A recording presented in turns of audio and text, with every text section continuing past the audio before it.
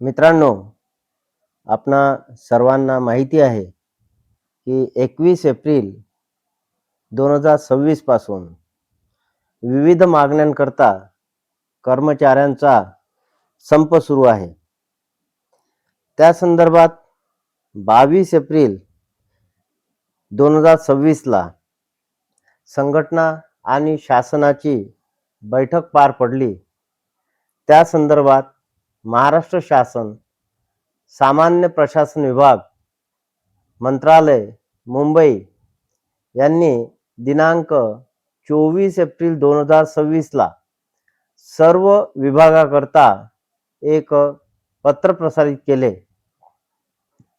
तर त्याचा विषय राज्य शासकीय कर्मचारी यांच्या विविध प्रलंबित मागण्यासंदर्भात दिनांक 21 एप्रिल 2026 पासून पुकारलेल्या बेमुदत संपाच्या अनुषंगाने बैठक, म्हणजे 22 एप्रिलला जी बैठक झाली, 21 पासून संपाला सुरुवात झाली आणि संप बेमुदत संप आहे, त्या अनुषंगाने जी बैठक झाली, तर त्या संदर्भातली माहिती सर्व डिपार्टमेंट्सना, सर्व विभागांना देण्यात आली. महोदय, उपरोक्त विषयास अनुसरून माननीय मुख्य सचिव महोदय यांच्या अध्यक्षतेखाली बुधवार दिनांक 22 एप्रिल 2026 रोजी झालेल्या बैठकीचे इतिवृत्त सोबत जोडण्यात येत आहे. सदर इतिवृत्तातील आपल्या विभागाशी संबंधित मुद्द्यांबाबत नियमानुसार कार्यवाही करून तसा अनुपालन अहवाल या विभागास पाठविण्यात यावा ही विनंती. अशा प्रकारचं पत्र सुदामजी आंधळे साहेब, उपसचिव, महाराष्ट्र शासन यांनी सर्व विभागांना दिलेलं आहे.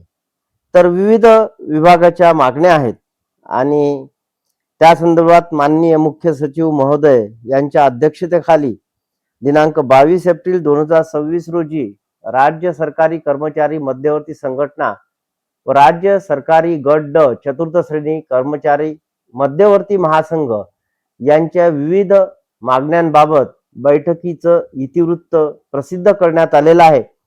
ते प्रसिद्ध झालेलं इतिवृत्त आपण या व्हिडिओमध्ये बघत आहोत. तर हे इतिवृत्त आपण 2 व्हिडिओमध्ये, म्हणजे 2 भागात प्रसारित करणार आहोत. यापैकी पहिला भाग आपण बघतो आहोत.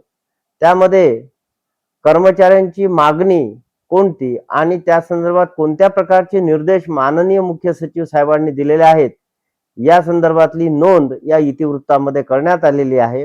पहिली मागणी आहे सुधारित राष्ट्रीय निवृत्ती वेतन योजनेची अंमलबजावणी करण्याबाबतची विस्तृत अधिसूचना तात्काळ जारी करण्यात यावी, अशा प्रकारची मागणी या संघटनांनी मांडली. सुधारित राष्ट्रीय निवृत्ती वेतन योजना. तर त्या संदर्भात माननीय मुख्य सचिव यांनी निर्देश दिले. सुधारित राष्ट्रीय निवृत्ती वेतन योजनेच्या अंमलबजावणीची अधिसूचना 15 दिवसात निर्गमित करण्यात येईल. म्हणजे राष्ट्रीय निवृत्ती वेतन योजना ही जी मागणी आहे, तर यावर 15 दिवसात कार्यवाही करावी, अशा प्रकारचे निर्देश माननीय मुख्य सचिव यांनी वित्त विभागाला दिले.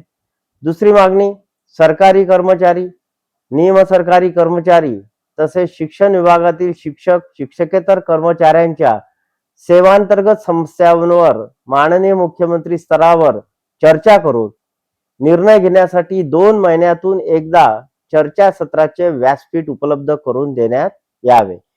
तर कर्मचारी संघटनांनी अशी मागणी केली की विविध सरकारी असो, निमसरकारी असो, तशाच शिक्षण विभागातील शिक्षक, शिक्षकेतर कर्मचाऱ्यांच्या संघटना असो, यांची माननीय मुख्यमंत्री स्तरावर 2 महिन्यातून एकदा बैठक व्हायला पाहिजे, अशा प्रकारची मागणी केली. त्यावर माननीय मुख्य सचिव साहेब यांनी निर्देश दिले आहेत. सरकारी कर्मचारी, निमसरकारी कर्मचारी तसेच शिक्षण विभागातील शिक्षक, शिक्षकेतर कर्मचाऱ्यांच्या सेवांतर्गत समस्यांवर माननीय मुख्य सचिव यांच्याकडे 3 महिन्यातून एकदा बैठक आयोजित करण्यात येईल. तर मागणी होती 2 महिन्यातून माननीय मुख्यमंत्री स्तरावर चर्चा व्हावी. माननीय मुख्य सचिव साहेबांनी निर्देश दिले की अशा प्रकारची जी सभा आहे ती माननीय मुख्य सचिव यांच्याकडे 3 महिन्यातून एकदा बैठक आयोजित होईल आणि अशा प्रकारचे निर्देश सामान्य प्रशासन विभागाकडे देण्यात आले.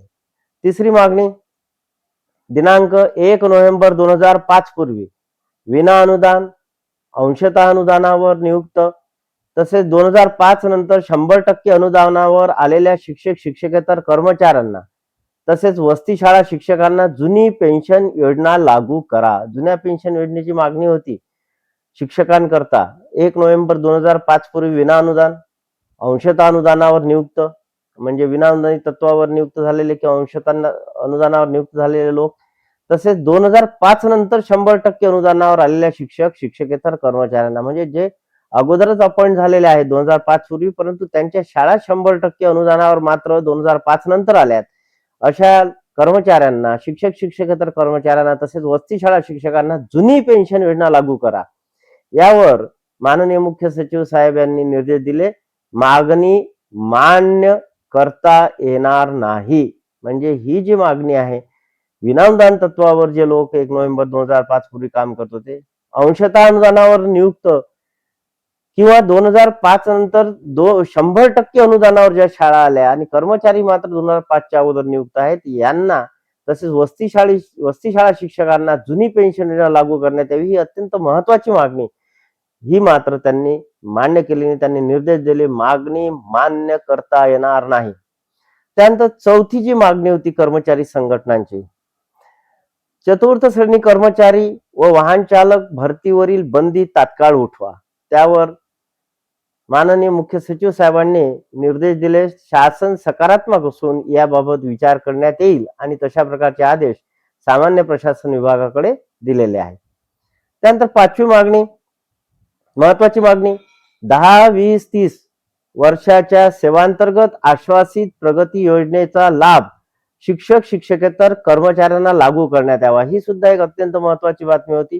10, 20, 30 जे सेवांतर्गत आश्वासित प्रगती योजना जी लागू झालेली आहे तर ती शिक्षक शिक्षकेतर कर्मचाऱ्यांना लागू करण्यात यावी अशी मागणी आहे. त्या संदर्भात माननीय मुख्य सचिव साहेबांनी निर्देश दिले. 10, 20, 30 वर्षाच्या सेवांतर्गत आश्वासित प्रगती योजनेचा लाभ शिक्षक शिक्षकेतर कर्मचाऱ्यांना टप्प्याटप्प्याने लागू करण्याबाबत विचार करण्यात येईल. म्हणजे टप्प्याटप्प्याने विचार करून ती लागू करू अशा प्रकारचा आदेश दिला आणि वित्त विभागाला तशा प्रकारचे निर्देश दिलेले आहेत. सहावी मागणी कर्मचाऱ्यांची राज्यातील नगर परिषदा किंवा आणि नगरपंचायतीचा सन 2005 पासूनचा आकृतीबंध तयार करण्यात यावा. तसेच पूर्वाश्रमीच्या ग्रामपंचायत मधील कायम असलेल्या कर्मचाऱ्यांचे नियमित समावेशन करण्यात यावे अशा प्रकारची मागणी होती आणि त्या संदर्भात माननीय मुख्य सचिव साहेबांनी निर्देश दिलेत. राज्यातील नगर परिषदा आणि नगरपंचायतीचा सन 2005 पासूनचा आकृतीबंध तयार करण्यासाठी विशेष मोहीम राबविण्यात येईल आणि तशा प्रकारचे निर्देश नगर विकास विभागाला देण्यात आलेले आहेत. इथे आपला हा पहिला भाग आपण थांबवतो आहोत. दुसऱ्या भागात इतर ज्या मागण्या आहेत एकूण 18 मागण्या आहेत त्यापैकी 6 मागण्यांसंदर्भात आपण चर्चा केली. उर्वरित 12 मागण्यांसंदर्भात चर्चा ही आपण दुसऱ्या भागामध्ये करणार आहोत. धन्यवाद.